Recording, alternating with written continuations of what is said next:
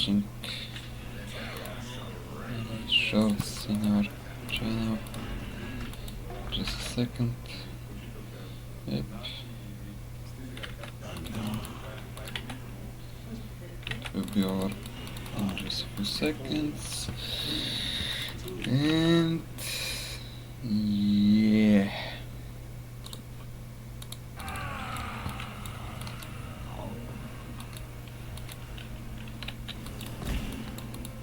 Let's see if we can continue. Really good. Is it just the opposite? But anyway, the thing is, I wanted to tell you something about what's happening in Bulgaria now. It's very interesting because it's super illogical. It's absolutely logical actually, but it's strange still. There's some hardcore disinformation going through the media that Russia is stable and Russia is powerful, and we actually know that that's not an exact fact. Stable, maybe that's still questionable, still under question. We can eventually have a debate about that, maybe to a certain point it still can be seen as stable. To a certain point, it depends very much on its partners, the BRICS and all that countries, especially China and their response to the situation and their support for Russia is a very important factor. I don't really believe in their full support, especially in the support of this kind of system that's very based on China doesn't support the war part, you need the aggression part, because China actually is okay with the regime, I guess, with like dictatorship or authoritarian at least regime in any country, like in most of the other countries in BRICS, maybe all of them actually, like that. Similar to each other exactly for that factor, for that being true for all of them, authoritarians to a certain point, but I don't think China likes especially much the aggression, like, because after all it's not very good for the population, you know, when the people are losing their freedom, like the Russian people that don't like dictatorship, they actually very much prefer to live in a free country, in democracy, and they got used to it for at least several years before the war happened. The true authoritarian regime started once again. They had something like democracy. It's an absolute fact. I have been in Russia in those days. It was pretty much a free country, also very like Western driven, like especially the young people were very like enjoying all the Western culture that was a little bit like Russia was a little bit globalized, you know, that they left, for example, their McDonald's from very early days, maybe it's from the last days of the Soviet era even. The first McDonald's appeared in Russia. It was very, like, something very new for the people and very interesting. They left it because it was different from the Soviet era and all of the like you know, old school restaurants and taverns and all that stuff with their charisma as well, but you know, it's different, it's new, it was new of course many years ago, and they don't even have McDonald's now. Not that, but this is something especially better, that the bad thing is about the freedom to have McDonald's if you want to, and Russian people left it, especially many kids, but not only, like many young people, like kids, teenagers, and like people in their 30s even, like it was their main meal. cases. I know such people. That's why I'm telling you this. Not only McDonald's, of course. The that kind of fast food. Hmm. Oh no. Oh. Yes,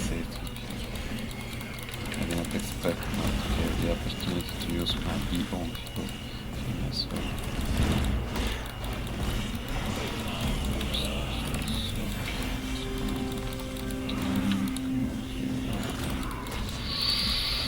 Yeah. Oh.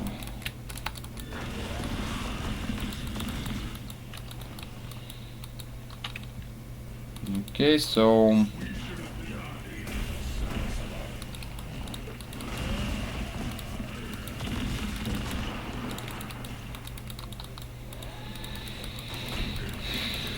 yeah, but the disinformation here, which is the more important and the topic I started with actually, and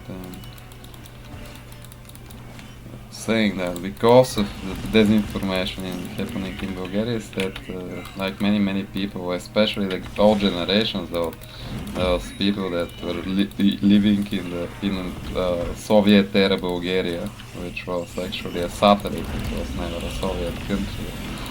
It was a main satellite, so to speak, and it's got a very old relationship with Russia. So those old people are, for some reason, I never understood why, but they're nostalgic to this communistic state that Bulgaria was. I'm not sure that there's even one person that lived better, actually better under the like a communistic party, like the dictatorship. It was no man. Like authoritarian regime, with a very small elite of like some leaders of the communist party here in Bulgaria, and all of the other people were equally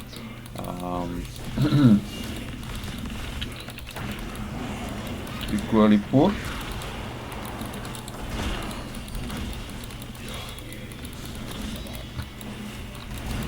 And now even the old people like are living better than before, and now Bulgaria for the first time is from the countries with high income this year.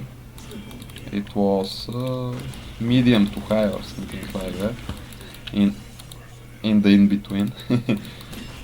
So, but now it's finally, at least statistically, it's finally for the first time in its history from the high income countries. It's on the end of the list.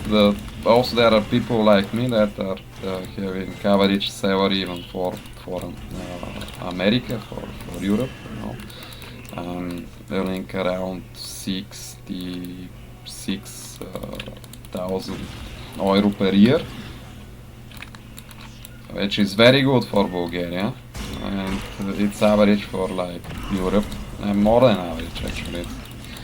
It's higher than the average salary in Europe, but of course I'm an entrepreneur and it's not so good in like business terms, but I've got many friends in Bulgaria that are earning more than me.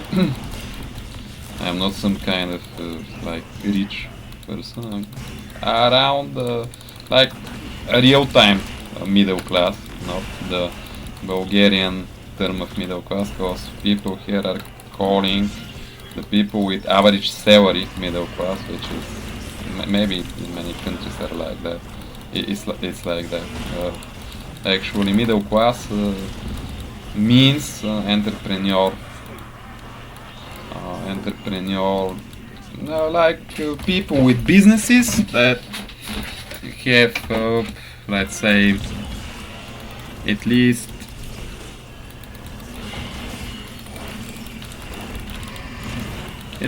average businesses, so to speak. Not so small that are like not the businesses that are actually with lower income.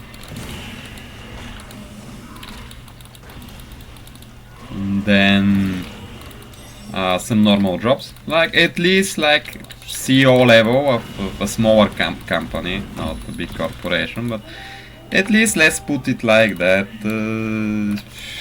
For Bulgaria, it would be $30,000 per year. That's kind of like average to high salary in Bulgaria. I think the average is around 20,000 dollars maybe. It's the average, so 32, 33 is like a little bit more than that. In dollar terms, I'm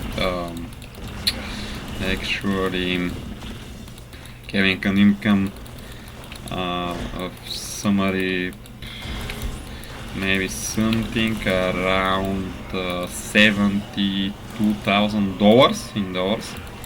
In dollar terms, in euro it's around 66k. I don't know what I said last time, but in euros it's around 66,000 euro, and in dollar it's like 72, I think, something like that, which is pretty much absolutely enough for the standard here. It's like you're almost rich with that, almost. Not feel rich, but I'm feeling like I can afford a good living, like, and I can eventually move some of my businesses, at least one of my businesses, in another country, which is very important for me. I can do all of the work to like translate it in English, for example, because only my first business is like I'm a script writer and we are making post-production of music videos, and some of them are videos of American artists, Bulgarian and American artists, so it could be international already. I can do that fully remotely practically, but we are still having an office, so we'll see if I can actually move to another country without having to deal with most of the business meetings, which are still my responsibility and my responsibility alone. I got a manager, but she can't deal with all the stuff. It would be impossible physically for her, because she's caring for all of the, like, let's put it that way, the HR stuff of the company. All that's happening with the people, the employees. It's a very lean structure, of course. There's no, like, we are practically very similar level, and some of my employees, by the way, are earning more than me, because they're working for me almost like freelancers. We are task based. I don't actually care how much time they spend in the office, or how much time will they spend in doing their jobs. I want the tasks done, and some of them can actually do all of the work for the month. For example, like, let's put it that way, at the very most like 10 days, for example, which is practically half a month, and in our terms it would be like, let's say 60 maybe per month, maybe even less than that. That's the best case, of course. There are busy months, of course, but they're with higher payment as well, of course. It depends on how many projects do we want to actually. Ooh, that's not nice, not nice. Ooh.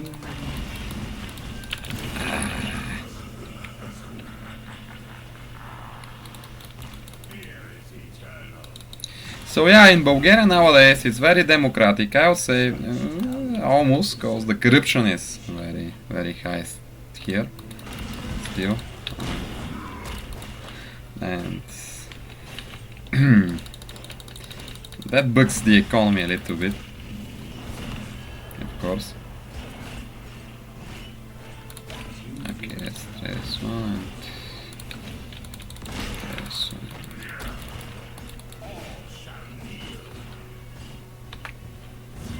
And yeah, there are bad things in Bulgaria. It's a democratic country in many terms. It's free, of course, but not in each and I didn't expect those two to be able to kill me so fast. So this is practically a variant that's mostly a damage build variant.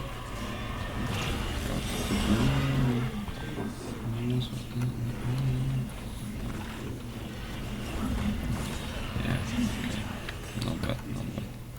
After all, it worked out well. To the first topic. So yeah, you can live pretty well here in Bulgaria, and you can be a millionaire in Bulgaria. There are so many people that are with a very high income, like millions per year. We got many of those people. It's a very big cryptocurrency hub here in Bulgaria. Crypto hub, you know, with all of the like Web3, with like all of its options, you know. DeFi, etc., etc. Very developed in IT terms country, like the IT sector is around, I don't know, 20% of the Bulgarians are by somehow, or maybe even more.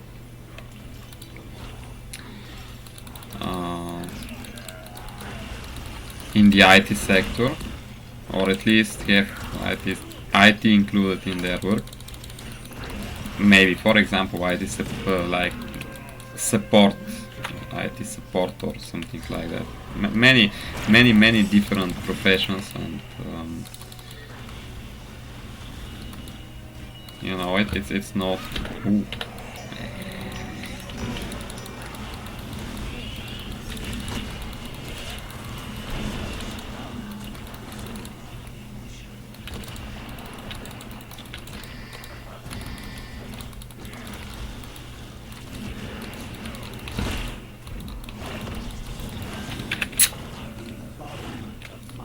I'm playing very bad this game ever. I'm the worst from my team, by far.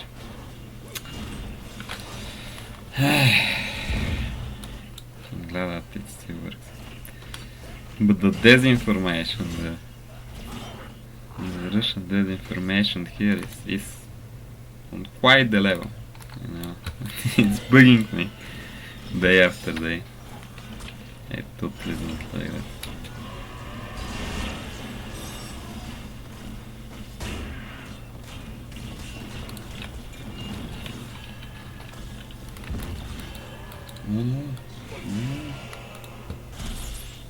Get out of there, mate.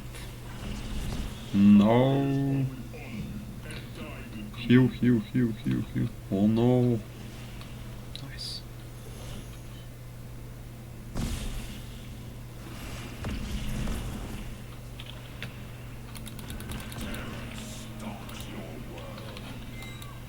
Maybe you have to try to take one of the bosses,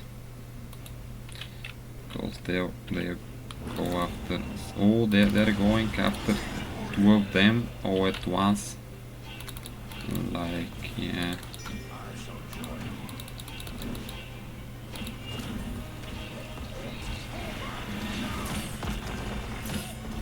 Oh, they took one of them already.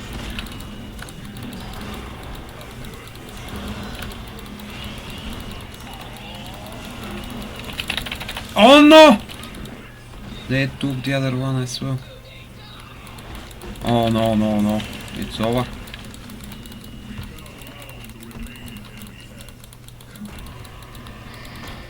No, it's not over, because we got off our fourth standing, but